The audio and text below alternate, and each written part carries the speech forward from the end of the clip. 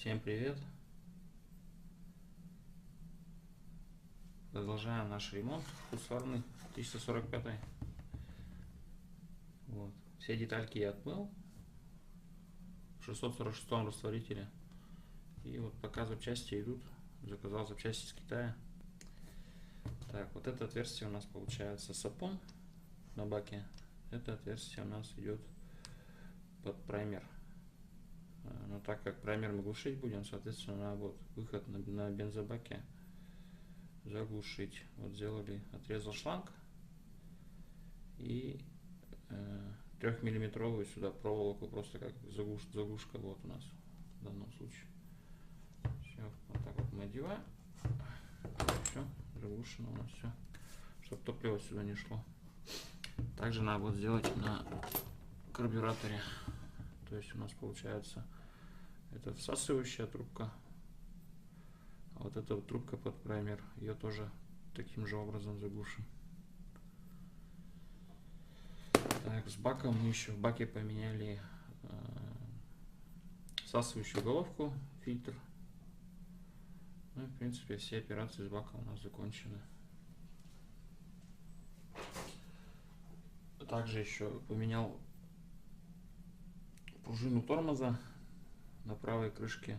Ну, как бы этот процесс я не снимал. Тут ничего такого сложного нет в этом. Все.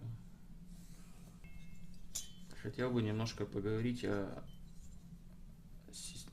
впускной патрубке на сериях бензопил Husqvarna 340, 345, 346, 350, 351 и 353. В принципе, похожая система, практически то же самое на Husqvarna 357 и 359. То есть система, так скажем, не очень надежная.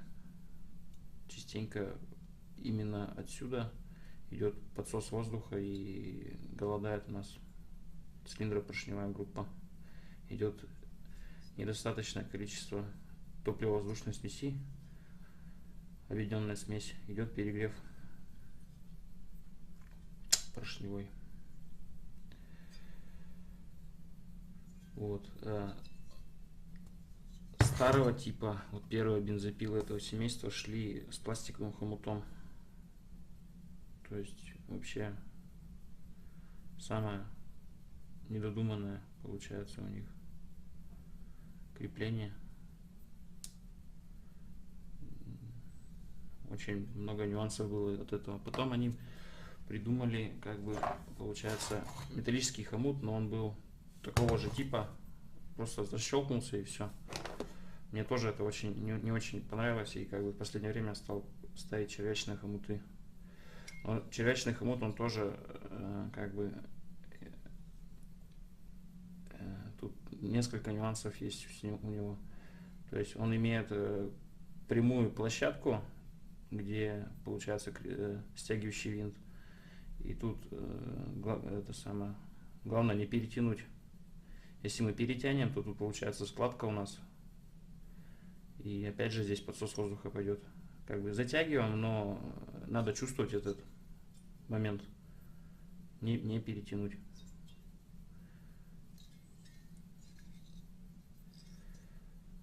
Вот так вот.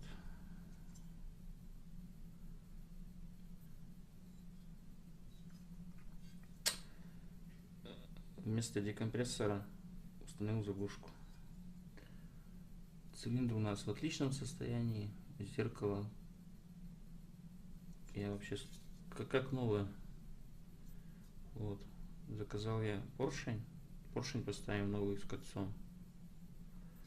Ну тут я тоже этот впускной патрубок поменял. Возможно, пила вот от этого и не работала, то что когда я цилиндр снял, тут все болталось. Страшенный подсос воздуха был. Вот так вот. Также вот подготовил уже новые подшипники с сальниками. Подшипники вот Начи, хорошая фирма. Они недорогие по сравнению с оригиналом. Сальники китайские, Farmertec. В принципе, Уже давно эти сальники и подшипники эти ставлю. Нормально все ходит.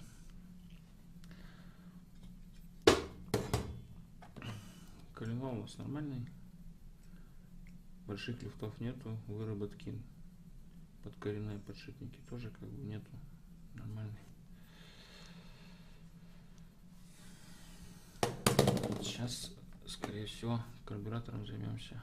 Его разобрать, почистить, промыть, посмотреть, в каком состоянии, потому что вряд ли кто тут что-то чистил у него. И проверить давление.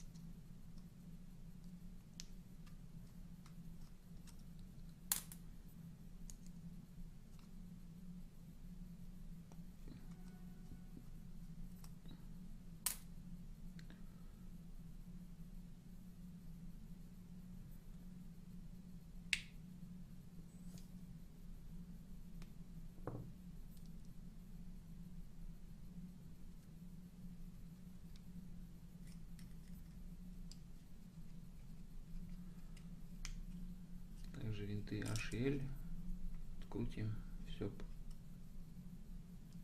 почистим, вычистим карбюратора, чтобы все было чистенько, все канальчики, потому что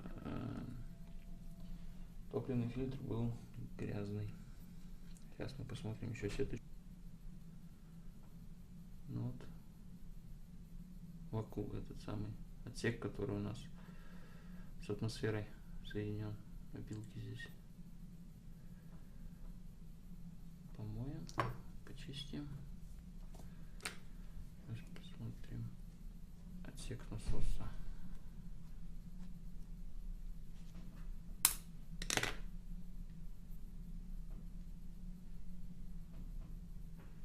В принципе чистенько, тут все чисто.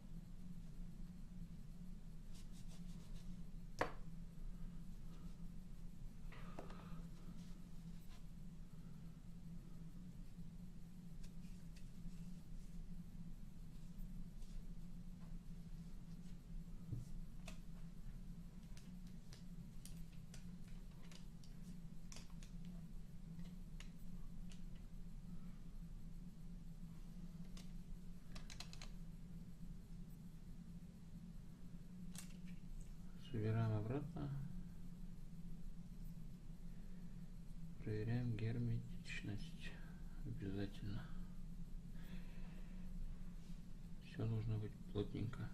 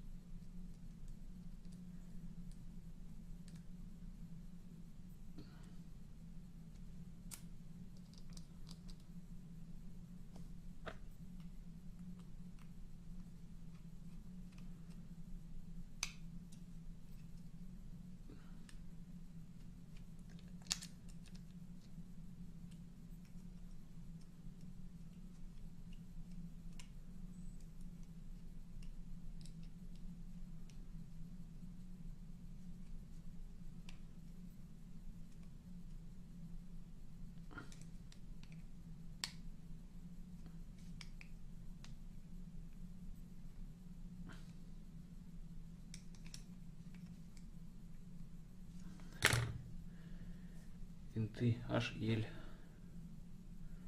Как видно, они разной длины. Вот обычно винт L более длинный, чем H.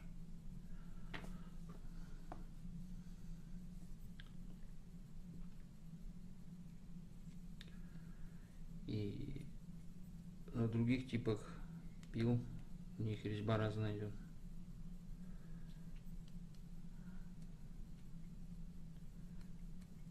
Диаметр винтов разный. Базовые настройки сейчас поставим. Я обычно делаю до упора и 1,5 оборота обратно.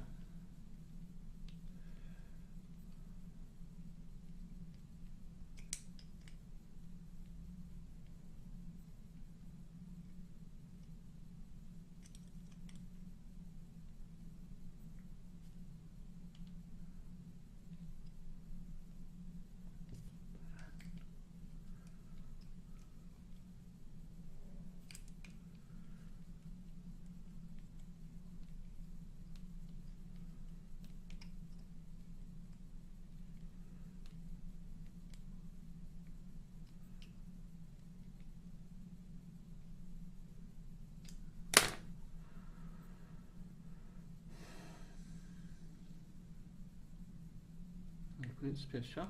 Карбюратор наш готов. Осталось нам сделать сюда заглушку.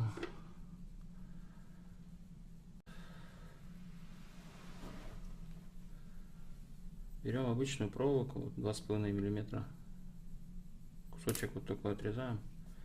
И отрезаем необходимый кусочек шланга. Ну и просто вот просунули. Желательно за подлицо, потому что эта трубка сверху, она у нас будет стоять так. Если тут будет торчать металл, то можно протереть перегородку воздушного фильтра.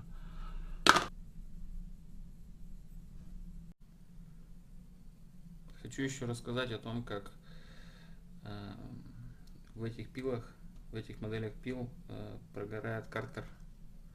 А происходит это по причине того, что болты глушителя бывают слабнут, или же прокладка становится не герметичная, и прорыв газов идет в пространство картера, соответственно картер плавится. Но тут еще на этой пиле немного встречал так, что даже масляный бак прожигает, настолько сильная идет температура. И как выход, последние пилы стал использовать, клеить вот такой скотч металлический, то есть он хоть как-то защитит от искр. Понятно, что полностью не спасешь, вот на ребра, не зная, как наклеить, но хотя бы вот эту нижнюю часть он спасает. Сейчас будем клеить.